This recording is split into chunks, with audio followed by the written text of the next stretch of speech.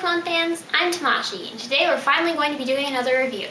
Today we're going to take a look at Pokemon FireRed and LeafGreen for the Game Boy Advance, which are remakes of the original Pokemon Red and Green for the Game Boy. Before I get started though, I just want to say up front that I did actually enjoy FireRed and LeafGreen. They're remakes of some of my favorite games of all time, and they changed so little that everything I liked about the first games remains intact in the remakes. However, almost everything good about these games can also be directly attributed to the originals, so I'm not going to be praising them too highly in this review. In general, I take issue with all video game remakes. If I'm going to be spending my hard-earned money, I want to buy a completely new game that I've never played before, not a prettier copy of something I've already beaten. This is especially true of Pokémon, because I've played each of these games so many times I've memorized every little thing about them, which is why I can play them in Japanese without needing to understand the language. So to justify making me spend money on a game I already own, a remake needs to improve drastically over the original, or at least have a legitimate reason for existing. In FireRed and LeafGreen's case, they are most likely released in order to make it possible to complete the Pokedex, and to compensate for Ruby and Sapphire's backwards incompatibility with the older games. There were so many Pokemon now it was impossible to fit them all in one region, so more games were in order to make it possible to catch them all again. But why make them a retread of an older region instead of creating an entirely new one? Well, these games were released in 2004. At the time, Pokemon fandom was at an all-time low. Pokemania was long over, and those of us that remained loyal fans were shunned and ostracized by our peers.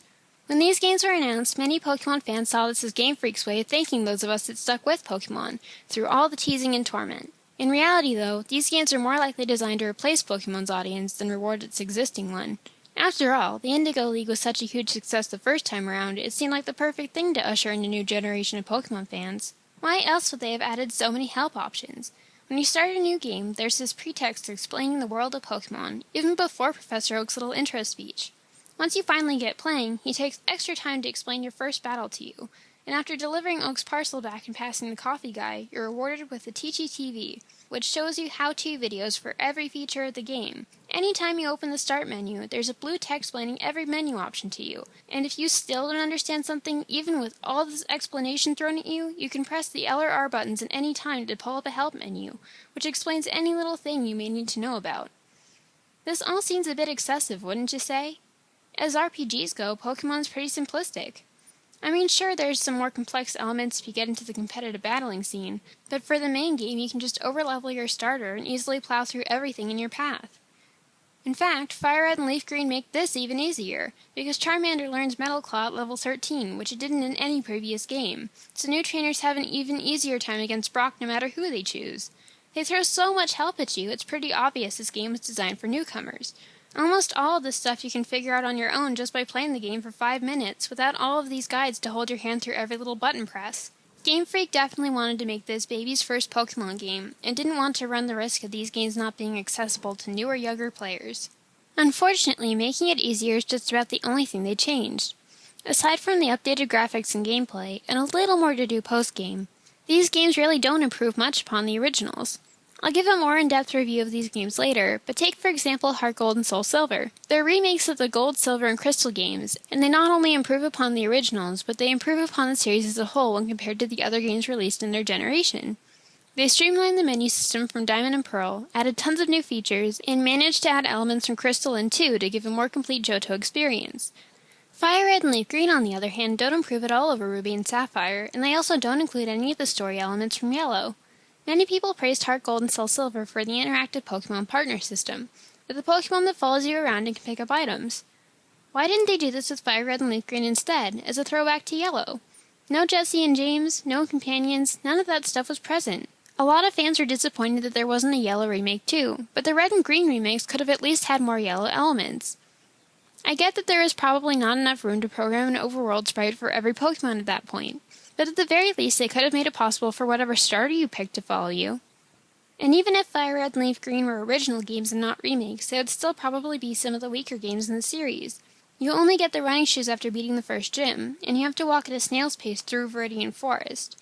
Loading your save and giving Pokemon items takes forever, the post-game feels tacked on and doesn't have a satisfying conclusion, and not being able to trade with Ruby and Sapphire until you beat the post-game is really irritating.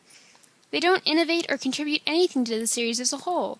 You can't even evolve Pokemon that have newer evolutions until after you get the National Dex, which doesn't even make any sense. In spite of all my complaining though, these games aren't terrible. Like I said, you can't go too wrong when you're remaking one of the best games of all time. And it was nice to finally be able to play through Kanto as a female trainer. Some of the concept art from the original Game Boy games indicates that Game Freak intended to make it possible to play as a girl in red and green, but had to leave it out for one reason or another. So it was cool to finally have the opportunity to play through these games as they were originally intended.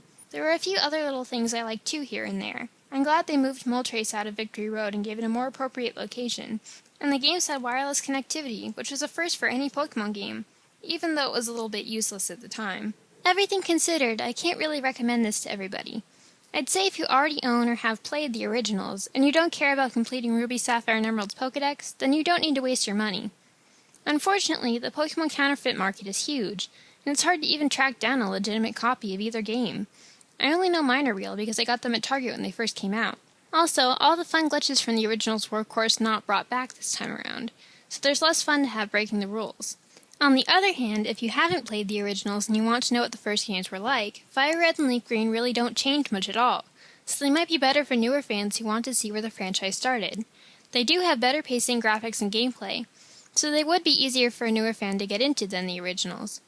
You wouldn't miss out on anything except a few glitches by playing these games instead. That about wraps up my review, but I know you all want to hear what I have to say about a possible Ruby and Sapphire remake, so to spare myself a few hundred comments, I'll just quickly go over my general thoughts on the matter. First of all, I'm not positive a Ruby and Sapphire remake is even going to happen. They haven't been announced or confirmed, and there isn't as much reason for them to exist. In FireRed and LeafGreen's case, they needed to be made in order to finish the Pokedex. In Heart Gold and Soul Silver's case, most original copies of Gold and Silver no longer work properly, so a remake was the only way fans could really play through those games again. As it stands now, between Diamond, Pearl, Platinum, Heart Gold, Soul Silver, Black, and White, the Pokedex is easily completable without needing to migrate from your Game Boy Advance cartridges, and Ruby and Sapphire cards don't suffer from the same problems as Gold and Silver cards do. Second, I'm not sure why so many people even want them to remake these games.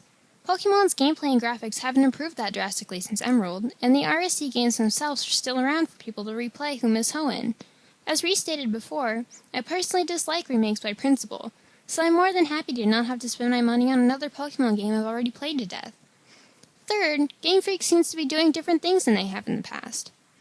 There's no Pokemon Gray on the horizon, but instead a Black and White too. Maybe they're trying to do something new, and if they are, I'm much more excited to see what they'll come up with than I would be if they were just doing the same old thing and remaking another old game again. I loved Ruby and Sapphire. It's my favorite generation, but I don't feel like they need to be remade. The originals were great, and they don't need to be improved on. I'd much rather see Game Freak focus their efforts on something new and creative. Well, that about wraps it up. Thank you for watching, and I'll be coming back at you soon with some more Pokemon videos. See ya!